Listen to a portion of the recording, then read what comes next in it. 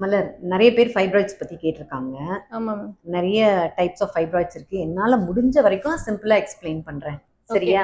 ஏன்னா இது வந்து கொஞ்சம் சப்ஜெக்டா போகும். ஃபைப்ராய்ட்ஸ் இருந்துச்சுன்னா அவங்களுக்கு வந்து யூஸ்ஃபுல்லா இருக்கும். ஓகேவா? Okay ma'am. இது வந்து நார்மல் யூட்ரஸ்.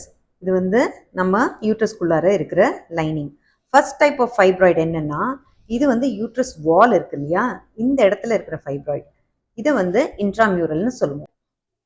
அடுத்த டைப் ஆஃப் ஃபைப்ராய்டு என்னன்னா, அந்த யூட்ரஸ் வால் இருக்கு இல்லையா, அதில் அட்டாச் ஆயிருக்கும் ஆனால் வெளியில நீட்டிட்டு இருக்கும். இது பேர் வந்து சப்சீரோசல் ஃபைப்ராய்டு.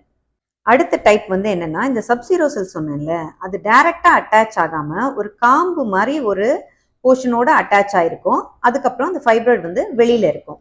இது வந்து பிடங்குலேட்டட் சப்சீரோசல் ஃபைப்ராய்டு. அடுத்த டைப் வந்து என்னன்னா, நம்ம யூட்ரஸோட வால்ல இருக்கும், அதே சமயம் நம்ம லைனிங் இருக்கு இல்லையா, அந்த லைனிங்கை புஷ் பண்ணிட்டு அதுக்குள்ளேயும் இருக்கும். இது பேர் வந்து சப்மியூகோசல் ஃபைப்ராய்டு.